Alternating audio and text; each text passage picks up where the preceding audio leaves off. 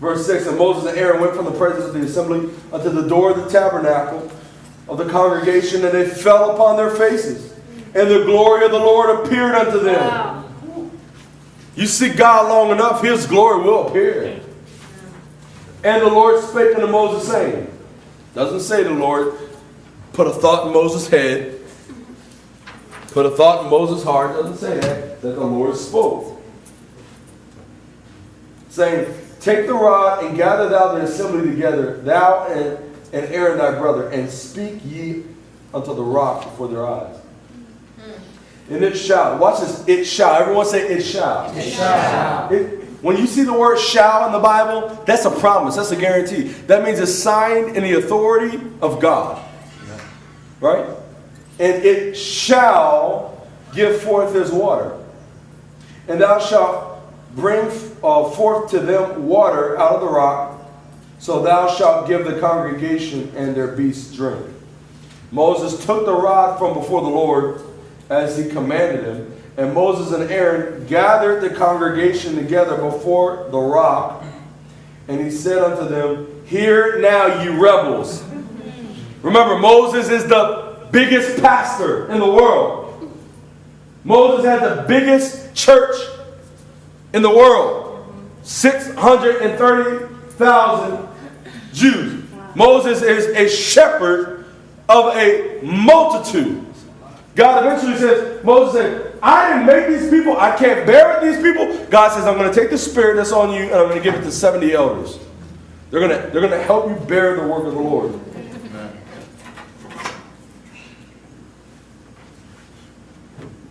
Moses expresses his frustration now.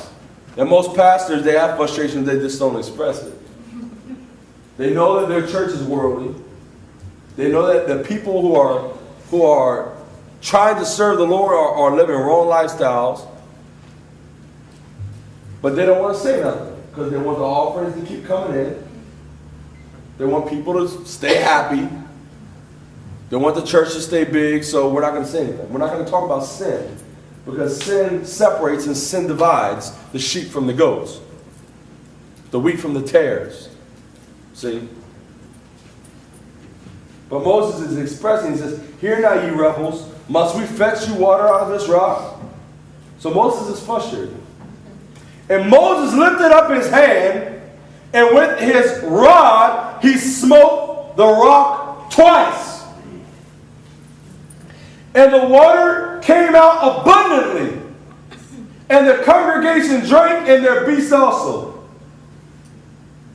And the Lord spake unto Moses and Aaron, because ye believe me not, to sanctify me in the eyes of the children of Israel, therefore ye shall not bring this congregation into the land which I have given them. This is the water, watch this, it's called of Meribah, this is the water of contention.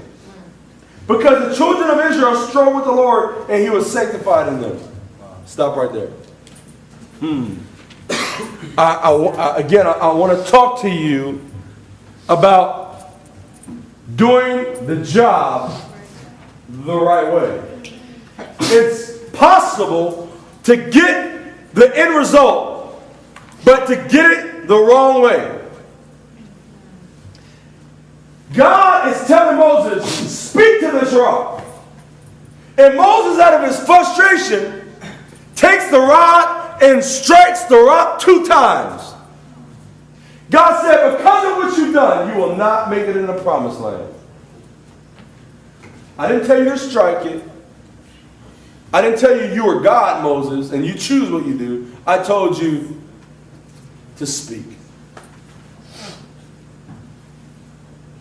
Moses, at that moment, forgot that he was under authority. Moses, at that moment, forgot that these weren't his people. These were God's people. And God knows the best way to deal with his people. Moses did what he did out of frustration and anger, and rightfully so. They were always complainers. You know, there's people like that in churches. They always complain. They're the first one to talk to you after the service is over.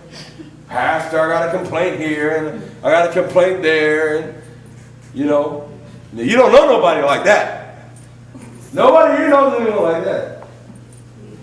But they're around, always whispering in Moses' ear. Why can't we have no melons? Why can't we have no fish? We want cucumbers and we want onions, Moses. Can't you give us what Pharaoh gave us? But Moses got the job done, but he didn't do it the right way. The water came out. They drank. But the job wasn't done the right way. Go to Deuteronomy.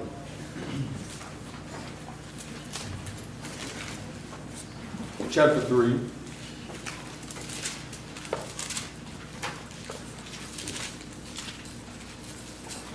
And I want to show you the severity of Moses' disobedience to God.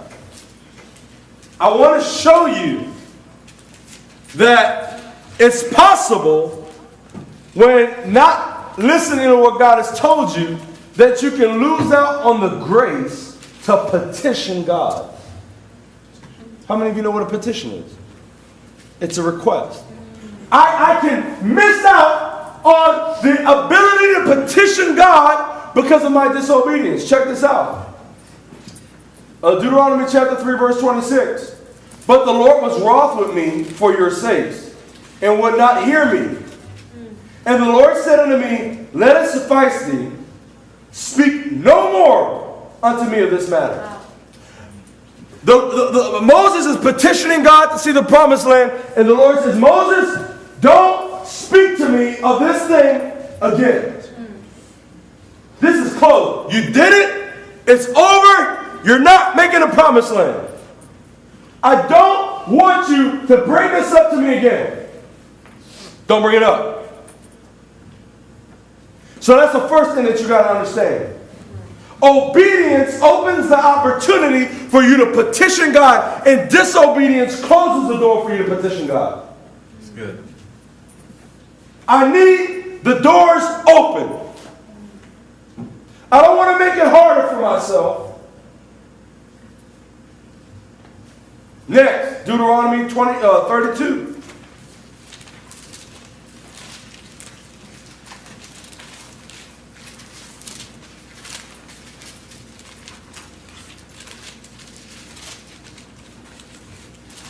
Follow this. Verse 49. Get thee up into this mountain. Hold on. 22? Yeah. 32. Deuteronomy 32, verse 49.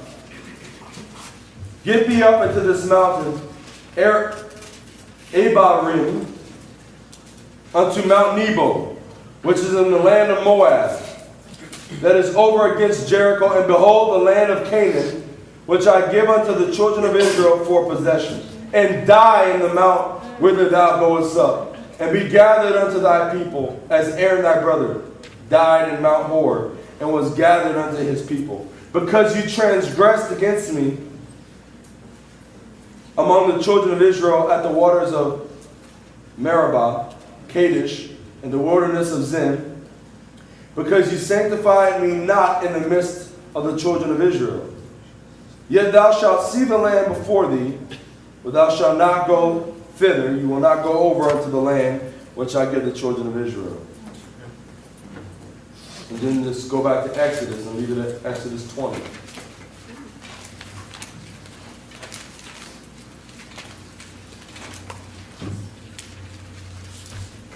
It is important for you to understand that God, you don't know this, God was trying to propel Moses into a deeper relationship and actually a deeper authority with God. How many of you know that? Amen. This opportunity that God, it was actually an opportunity that God was giving Moses.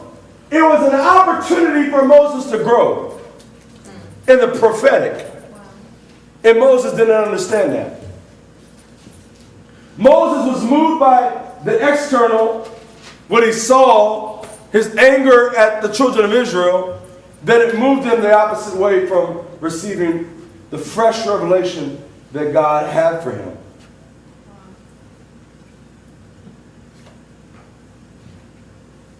I want to make you think a little bit. Exodus chapter 20 tells us, honor your mother and your father, that your days may be long upon the earth.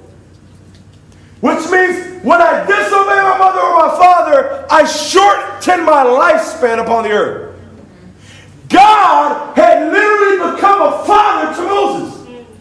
And Moses had literally disobeyed his father. So God says, I'm shortening your lifespan. You're not going to see the promised land. Your disobedience keeps you from seeing the promise. The promise was realized. It was realized. But I can't let you see it. The hard work that you work for, Moses, I can't let you see the payday because of your disobedience. That's really good.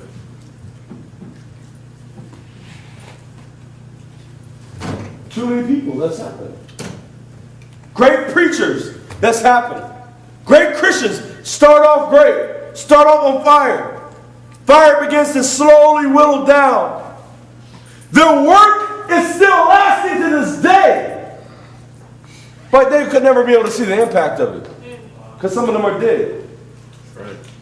Some of them died in disobedience. True. It is not okay for a Christian to be 1 foot in with God and 1 foot in the world. And I want to assure you that it's not even possible. If a person were to say, I'm one in with God and one in the world, they're not a Christian, period. Well, you know, that's just your opinion, Pastor. You're a little legalist. I'm not legalist at all. I'm going to tell you why. Years ago, a pastor came to my own church. I didn't know him. My pastor told me about this